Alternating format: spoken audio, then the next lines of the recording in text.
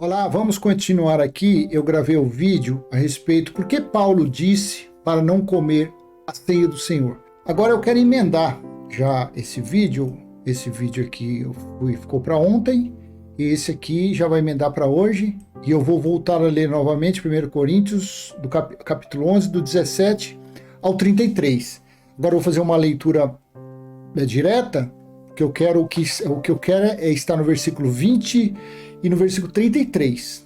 Vejam, aí pega-se esse escrito sem entendimento ou por manipulação e aplica o tal de comer pão e beber suco nas chamadas igrejas, falando que quem não fizer isso não tem comunhão com ele. Mistura quando ele disse aos judeus, aquele que não comer da minha carne e beber do meu sangue, aquilo era o quê? Reconhecer o sacrifício da cruz. Eles pegam isso como no literal e aplicam dentro das chamadas igrejas, nos dias de hoje, falando que a comunhão é um pedaço de pão e um cálice de suco. Mas não foi isso que Paulo disse aqui. Não foi. Paulo nunca mandou ninguém fazer essa comemoração. Por quê? Primeiro, essa comemoração do pão, não aqui, a comemoração de comer pão e beber suco, aconteceu em Lucas capítulo 22. E ali ele comeu a Páscoa judaica com os israelitas, com os judeus. E Êxodo 12, 43 em diante, Deus proibiu os gentios de participar da Páscoa judaica. Então, mesmo que se faça uma representação da Páscoa, mas você está fazendo uma representação de que algo foi proibido para você. Então, vamos ler aqui. Talvez no vídeo de ontem ficou dúvida, vou completar com isso aqui.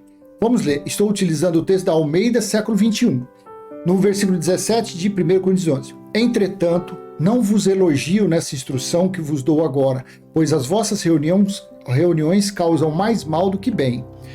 Porque, em primeiro lugar, ouço dizer que há divisões entre vós, quando vos reunis como igreja, como igreja, e em parte acredito nisso. 19. E é até necessário que haja divergências entre vós, para que os aprovados se tornem manifestos em vosso meio. Versículo 20. Portanto, quando vos reunis no mesmo lugar, não é para comer a ceia do Senhor. Ceia é jantar, eu já expliquei no outro vídeo de ontem, então não vou perder tempo aqui. Portanto, a ordem de Paulo foi falando para os irmãos que estavam reunidos como igreja na cidade de Corinto. Portanto, quando vos reunir no mesmo lugar, não é para comer a ceia do Senhor. Foi uma ordem dele, para não comer. Por quê? Porque quando comeis, cada um toma antes a sua própria refeição. Tá vendo? Refeição, não é pão e suco. Refeição, assim um fica com fome e o outro se embriaga. 22. Será que não tendes casas onde comer ou beber? Ou desprezais a igreja de Deus e envergonhais os que nada têm? Que vos direi? Irei elogiar-vos? Não, nisso não vos elogio. Versículo 23. Pois recebi do Senhor o que também vos entreguei. Eu já fiz alguns vídeos falando isso aqui.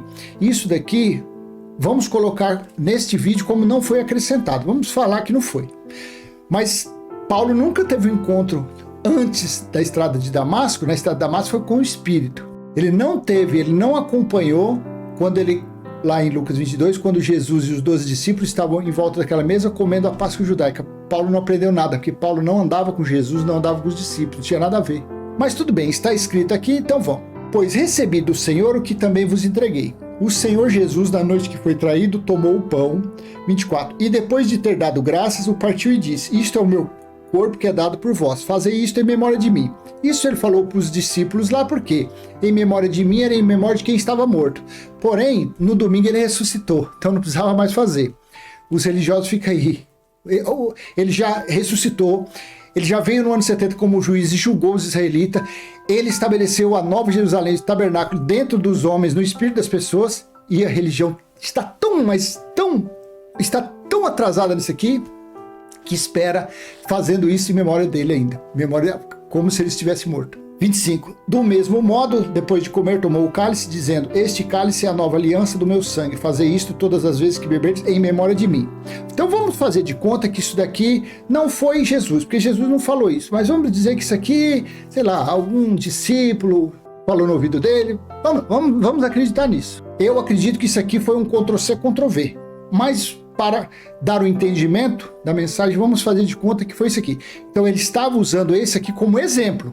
Lá no 33 você vai entender. Isso aqui era como exemplo, não era para praticar isso aqui. Porque ele falou no versículo 20 a respeito do jantar. Do jantar. Portanto, quando vos reunir no mesmo lugar, não é para comer a ceia do Senhor. Ceia do Senhor é jantar, refeição, cabrito, ervas amargas, carne assada, churrasco, essas coisas. Não é pão e suco. Tá, então aqui, aí vamos dizer que ele usou isso como exemplo, tá? Versículo 25. Do mesmo modo, depois de comer, tomou o cálice, dizendo: este cálice é a nova aliança do meu sangue, fazer isso todas as vezes que beberdes em memória de mim.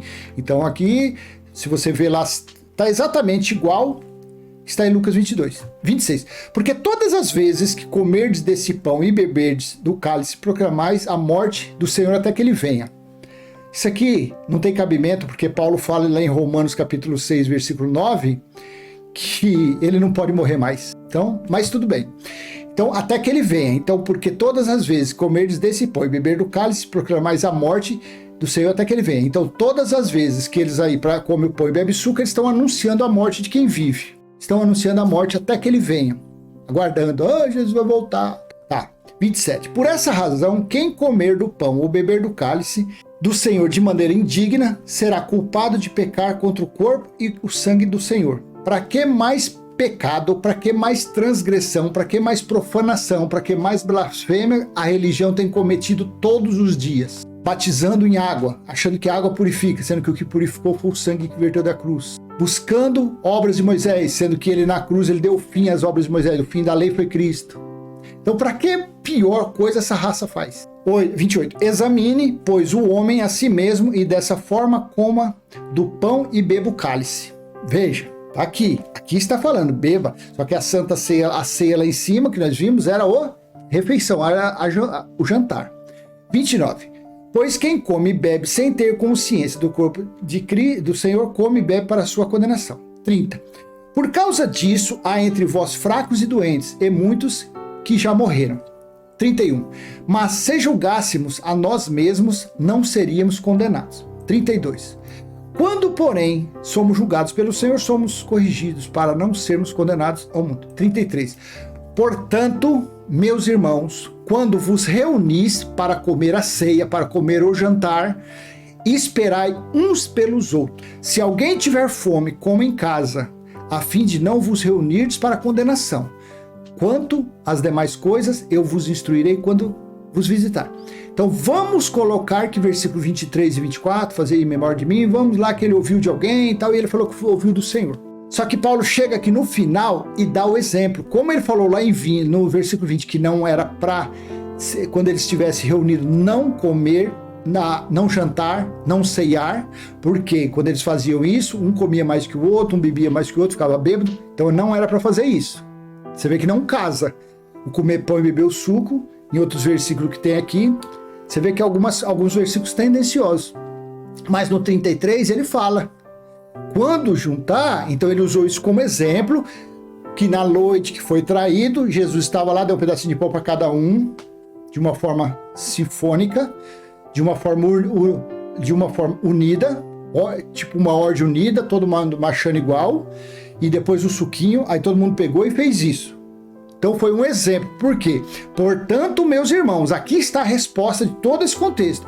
Portanto, meus irmãos, quando vos reunis para comer a ceia, esperai uns pelos outros. Então, quando eles se juntassem para fazer, porque fala na história, eu não procurei, porque fala que é uma festa do ágape, lá que eles estavam comemorando.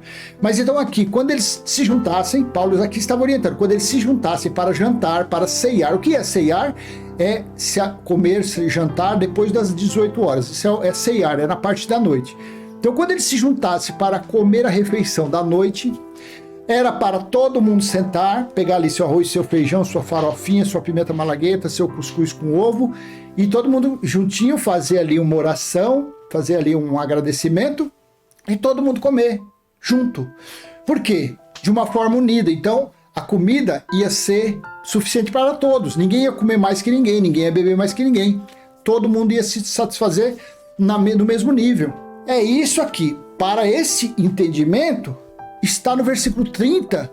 O que tanto que não é só o pão e suco que ele estava falando aqui, não era só um pedacinho de pão e um cálice, que no versículo 34 ele fala assim, ó: se alguém tiver fome, coma em casa, a fim de não vos reunirdes para condenação.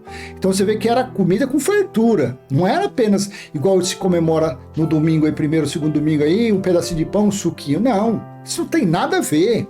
A ceia que Paulo fala aqui era o jantar, a instrução de um esperar o outro, de uma forma unida, de uma forma com educação.